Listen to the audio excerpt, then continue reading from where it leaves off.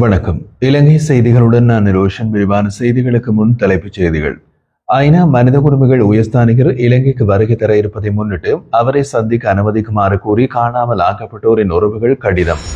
பொது பயன்பாடுகள் ஆணைக்குழுவின் சுயாதீனத்தை குறைத்து அதிகாரங்களை நிதியமைச்சு மற்றும் வலுசக்தி அமைச்சுக்கு மாற்ற முயற்சி. சம்பிக்க ரணவக்க குற்றச்சாட்டு. ஜனாதிபதியின் பொது மன்னிப்பை சட்டவிரோதமாக பயன்படுத்தி பட்டியலில் இல்லாத பலர் விடுவிக்கப்பட்டமை விசாரணைகளில் அம்பலம். விடுவிக்கப்பட்ட 323 சர்ச்சைக்குரிய கொள்கலன்கள் தொடர்பாக இலங்கையின் சுங்க திணைக்களம் வெளியிட்டுள்ள அறிவிப்பு. தொடர்வது விரிவான செய்திகள். ஐக்கிய நாடுகள் மனித உரிமைகள் உயர்ஸ்தானிகர் வால்கர் டர்க் வரவுள்ள 23ஆம் தேதி இலங்கைக்கு வருகை தர இருப்பதை முன்னிட்டு வடக்கு மற்றும் கிழக்கில் வளைந்து காணாமல் ஆக்கப்பட்டோரின் உறவுகள் அவரிடம் முள்ளிவாய்க்காலுக்கு விஜயம் செய்யுமாறும் தங்களுடன் நேரில் சந்தித்து கலந்துரையாடுமாறும் வாய்ப்பு அளிக்குமாறு கடிதம் மூலம் கோரிக்கை விடுத்துள்ளனர். அவர்கள் குறிப்பிடுகையில் 3000 நாட்களுக்கும் மேலாக நீதி கோரி போராடி வரும் நிலையில் பலர் பதினின்றியே உயிரிழந்துள்ளார்கள். அரசு அழைப்பில் நாட்டுக்கு வருகை தரும் உயர்ஸ்தானிகரை ஜெனீவா மாநாட்டுக்கு முன் சந்திக்க முடியாத நிலையில் இலங்கையில் சந்திக்க விரும்புகின்றனர். மேலும் இறுதி யுத்தம் நடைபெற்ற முள்ளிவாய்க்காலுக்கு அவருடைய விஜயம் மக்களின் துயரத்தை புரிந்து கொள்ளும் முக்கியமான நடைமுறையாக அமையும் என்றும் இது பாதிக்கப்பட்டோருக்கு ஆறுதலாகவும் நீதிக்கான முயற்சியாகவும் இருக்கும் என்றும் அவர்கள் தெரிவித்தனர். இதேவேளை ஐக்கிய நாடுகள் மனித உரிமைகளுக்கான பேரவையின் 59வது கூட்டத்தொடர் ஜூன் 16ஆம் தேதி ஆரம்பமாகி ஜூலை 9ஆம் தேதி வரை ஜெனீவாவில் நடைபெறுகின்றது. மனித உரிமைகள் உயர்ஸ்தானிகர் வால்கர் டர்க் உலகளாவிய நிலைமை குறித்த அறிக்கை வழங்க உள்ள இந்த கூட்டத்தொடரின் உள்துறை அமர்வுகளில் இலங்கை தொடர்பான விவகாரங்கள் இடம்பெறவில்லை. இதேவேளை உயர்ஸ்தானிகர் ஜூன் 23ஆம் தேதி இலங்கைக்கு வருகை தர உள்ளதாகவும் தகவல்கள் வெளிவந்த நிலையில் இந்த வருகையை முன்னிட்டு உள்நாட்டு மற்றும் சர்வதேச தரப்புகள் விமர்சித்து வருகின்றனர். இலங்கை தொடர்பான வாய்மொழி அறிக்கையும் புதிய தீர்மானம் பற்றிய கலந்துரையாடலும் செப்டம்பர் மாதத்தில் நடைபெறும் 60வது கூட்டத்தொடரில் இடம்பெறும் என்று எதிர்பார்க்கப்படுகிறது. இலங்கை பொது பயன்பாடுகள் ஆணைக்குழுவின் சுயாதீனத்தை குறைத்து அதன் அதிகாரங்களை நிதியமைச்சும் வலுசக்தி அமைச்சும் நிர்வகிக்கும் வகையில் அரசு நடவடிக்கைகள் மேற்கொண்டு வருவதாக ஐக்கிய குடியரசு முன்னணியின் தலைவர் மற்றும் முன்னாள் மின்சாரத்துறை அமைச்சர் பாட்டாளி சம்பிக்க ரணவக்க தெரிவித்துள்ளார். கொழும்பில் இடம்பெற்ற ஊடகவியலாளர் சந்திப்பில் அவர் கூறுகையில் வர்த்தமானி அறிவித்தலில் வெளியிடப்பட்ட மின்சார சபை திருத்தச் சட்டம் மூலம் ஆணைக்குழுவின் அதிகாரங்களை முற்றிலும் குறைக்கும் நோக்கத்துடன் தயாரிக்கப்பட்டுள்ளதாகவும் இது சட்டப்பூர்வமற்ற செயல்பாடாக இருப்பதால் நீதிமன்றம் மூலம் இதை எதிர்க்க முயற்சி செய்ய உள்ளதாகவும் அவர் தெரிவித்திருந்தார். மின்கட்டண தீர்மானங்களில் ஆணைக்குழுவின் சுயாதீன தலையீடு கட்டுப்படுத்தப்பட்டுள்ளதாக அவர் சுட்டிக்காட்டினார். கடந்த 2015 மற்றும் 2023 காலப்பகுதிகளில் இலங்கை மின்சார சபை கடும் நிதி சிக்கலில் இருந்தது. 2015 எரிபொருள் மற்றும் மின்சார விலையை நிர்ணயிக்க முயற்சி செய்த போதும் நிதியமைச்சின் எதிர்ப்பால் அது நிறைவேற்றவில்லை. அதனால் பெற்று வரும் வரி வருமானத்தை பாதுகாப்பற்றதாகவே கட்டண நிர்ணயத்திற்கு எதிர்ப்பு தெரிவிக்கப்பட்டதாக அவர் விளக்கியுள்ளார். தற்போது 2024 ஜூன் ஜூலை மாதங்களில் மின்சார சபை கணக்கு முறை வழியாக கட்டணங்களை முறையற்ற வகையில் அதிகரிக்க திட்டமிட்டுள்ளதாக அவர் குற்றம் சாட்டினார். லாபமடைந்த நிலையிலும் வருமான செலவு கணக்குகளில் முரண்பாடுகள் இருப்பதாகவும் இந்த பிழைகள் ஆணைக்குழுவால் ஆராயப்பட வேண்டும் என்றும் அவர் வலியுறுத்தினார். ஜனாதிபதியின் பொது மன்னிப்பு சட்டவிரோதமாக பயன்படுத்தப்பட்டு அனுமதியற்ற கைதிகள் விடுவிக்கப்பட்ட சம்பவம் தொடர்பில் மேற்கொள்ளப்பட்ட விசாரணை குறித்து போலீஸ் ஊடக பேச்சாளர் அலுவலகம் ஒரு அறிக்கை என்று வெளியிட்டுள்ளது. கடந்த விசாக் பௌர்ணமி தினத்தை முன்னிட்டு நடைமுறையில் இருந்த பொது மன்னிப்பு திட்டத்தின் கீழ் அனுமதிக்கப்பட்டவர்களை தவிர சில கைதிகள் சட்டவிரோதமாக விடுவிக்கப்பட்டுள்ளார்கள் என்று சந்தேகிக்கப்படுகிறது. இது குறித்து ஜனாதிபதி செயலகத்தால் கடந்த ஜூன் 6ஆம் தேதி குற்றப்புலனாய்வு திணைக்களத்திற்கு முறைப்பாடு கொண்டு அனுப்பப்பட்டிருந்தது. இந்த முறைப்பாட்டை தொடர்ந்து குற்றப்புலனாய்வு திணைக்களம் விசாரணைகளை தீவிரமாக முன்னெடுத்து வருகின்றது. அதன் ஒரு பகுதியாக சிறைச்சாலை ஆணையாளர் நாயகத்திடம் வாக்குமூலம் பதிவு செய்யப்பட்டுள்ளது.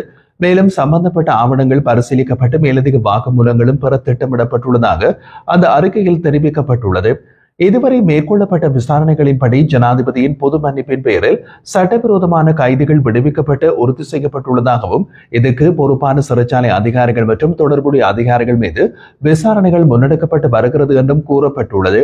மேலும் இது முதல் முறையல்ல என்றும் முந்தைய வருடங்களிலும் சட்டப்பூர்வ அனுமதி இல்லாத சில கைதிகள் ஜனாதிபதியின் பொது மன்னிப்பின் பெயரில் விடுவிக்கப்பட்டிருந்ததற்கான தகவல்களும் தற்போது வெளிப்பட்டுள்ளதாக அறிக்கை மேலும் தெரிவிக்கின்றது. இதனையடுத்து குற்றவாளிகளாக நீதிமன்றத்தில் தீர்ப்பளிக்கப்பட்ட சட்டவிரோதமாக விடுவித்த சம்பவங்களை பற்றியும் எதிர்காலத்தில் மேலதிக விசாரணைகள் நடைபெறும் என்றும் இது தொடர்பாக தீவிர நடவடிக்கைகள் எடுக்கப்படும் என்றும் போலீஸ் ஊடக பேச்சாளர் அலுவலகம் வலியுறுத்தியுள்ளது. இலங்கையில் சுங்கத் திணைக்களம் விடுவித்த 323 சர்ச்சைக்குரிய கொள்கலன்களில் தொழில்துறை சார்ந்த பொருட்கள் மற்றும் மூலப்பொருட்களை அடங்கியிருந்ததாக இன்றைய தினம் நடைபெற்ற விசேட ஊடகவியலாளர் சந்திப்பில் தெரிவிக்கப்பட்டுள்ளது. இந்த கொள்கலன்கள் தொடர்பாக முன்வைக்கப்பட்ட குற்றச்சாட்டுகளை தொடர்ந்து சுங்கத்துறை உயர் அதிகாரிகள் விளக்கம் அளித்தனர். இதில் எந்த ஒரு சட்டவிரோத ஆயுதங்களோ அல்லது போதைப் பொருட்களோ அந்த கொள்கலன்களில் கண்டுபிடிக்கப்படவில்லை என்றும் அவை சந்தேகத்துக்குரியதாக இல்லை என்றும் சுங்க திணைக்களத்தின் மேலதிக பணிப்பாளர் நாயகம் சிவிலி அருக்கொட தெரிவித்தார். மேலும் இந்த கொள்கலன்கள் பெரும்பாலும் இந்தியா மற்றும் சீனாவிலிருந்து இறக்குமதி செய்யப்பட்டவை என்றும் இதற்கு பிறகு Indonesia, Hong Kong, Singapore, Malaysia, Switzerland, தென்கொரியா மற்றும் ஐக்கிய அரபு எமிரேட்ஸ் உள்ளிட்ட நாடுகளில் இருந்தும் இவை வந்திருந்தன என்றும் அவர் குறிப்பிட்டிருந்தார். ஒரு கொள்கலன்களை பரிசோதனை செய்யாமல் விடுவிப்பது சுங்கத்துறைக்கு புதிய நடைமுறை அல்ல. இது கடந்த காலத்திலும் நிகழ்ந்தது, இன்றும் நடைமுறையில் உள்ளது என்று அவர் விளக்கினார். மேலும் கொள்கலன்களை விடுவிப்பதற்கு முன் அனைத்து பதிவுகள் மற்றும் இறக்குமதி ஆவணங்கள் முழுமையாக சரிபார்க்கப்பட்டுள்ளன என்றும் அதன் அடிப்படையிலேயே விடுவிப்பு நடவடிக்கைகள் மேற்கொள்ளப்பட்டுள்ளதாகவும் அவர் வலியுறுத்தியிருந்தார். யாழ்ப்பாணம் செம்மணி பகுதியில் இடம்பெற்ற படுகொலை தொடர்பான விசாரணையை பொறுத்தளவில் முழுமையாக வெளிப்படையாக மேற்கொள்வது அவசியம் என்று இலங்கையிடம் மன்னிப்பு சபை வலியுறுத்தியுள்ளது. இரண்டாவது செம்மணி மனித புதைகுழியாக சந்தேகிக்கப்படும் இடத்தில் நடத்திய அகழ்வாராய்ச்சி பணிகளில் இதுவரை 19 மனித எலும்புக்கூட்டு தொகுதிகள் கண்டுபிடிக்கப்பட்டுள்ளன. இது உள்நாட்டு போர்க்காலத்தில் இடம்பெற்றதாக கூறப்படும் நீதிக்கு புறம்பான சம்பவங்களின் உண்மையினை வெளிக்கொணரும் வழியில் முக்கிய முன்னேற்றமாக கருதப்படுகின்றது.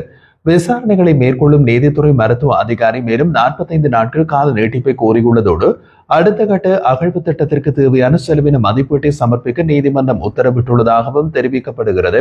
மேலும் பேராசிரியர் ராஜ் சோமதேவா செயற்கைக்கோள் படங்களை அடிப்படையாக கொண்டு அடையாளம் கொண்டு செல்கின்ற சந்தேகத்திற்கிடமான பகுதிகள் ட்ரோன் உதவியுடன் படம் பிடிக்கப்பட்டுள்ளது. அந்த காட்சிகள் பகுப்பாய்வுக்காக அவரிடம் ஒப்படைக்கப்பட்டுள்ளன. எதிர்க்கமைய அகழ்வாராய்ச்சியின் அடுத்த கட்டம் ஜூன் 26ஆம் தேதி தொடங்க திட்டமிடப்பட்டுள்ளது.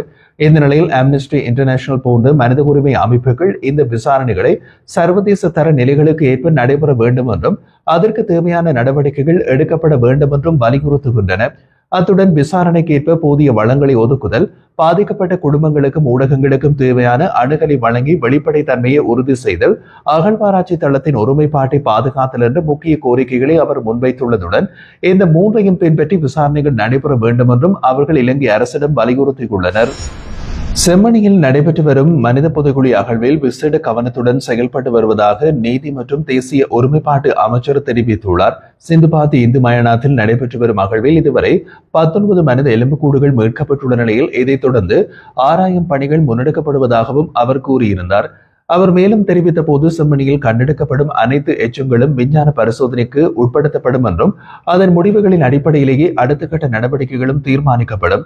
இந்த நிலையில் நீதிமன்ற அனுமதியோடு அகழ்வு பணிகள் தொடர்ந்தும் நடைபெற்று வருகின்றன. இவ்வாயிலாக சம்பந்தப்பட்ட வழக்குகள் தற்போது நீதிமன்றத்தின் நிலுவையில் உள்ளதால் இறுதி தீர்மானம் நீதிமன்றத்தின் பரிந்துரையின் பேரிலேயே அமைகின்றது.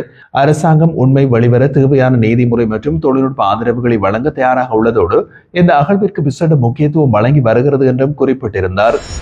வவுனியா ரம்பைக்குளம் பகுதியில் உள்ள தனியார் காணியில் பழுதடைந்த நிலையில் உள்ள 2 T56 வகை துப்பாக்கிகள் மற்றும் 450 ரூபாய்கள் போலீசாரால் கைப்பற்றப்பட்டுள்ளது. காணி உரிமையாளர்கள் இன்று காலை அபிவிருத்தி பணிகளுக்காக JCB இயந்திரம் மூலம் மண் அகழ்ந்த போது இவை புதைகுண்ட நிலையில் கண்டெடுக்கப்பட்டன. வவுனியா போலீசாருக்கு தகவல் வழங்கப்பட்டதை அடுத்து அவர்கள் சம்பவ இடத்திற்கு சென்று விசாரணைகளை ஆரம்பித்ததோடு ஆயுதங்களை பாதுகாப்பாக அகற்றும் பணியில் ஈடுபட்டனர். மேலும் இந்த பகுதியில் 1985ஆம் ஆண்டு இந்திய ராணுவ முகாம் ஒன்று இயங்கியிருந்ததாக தகவல்கள் வெளியாகியுள்ளது.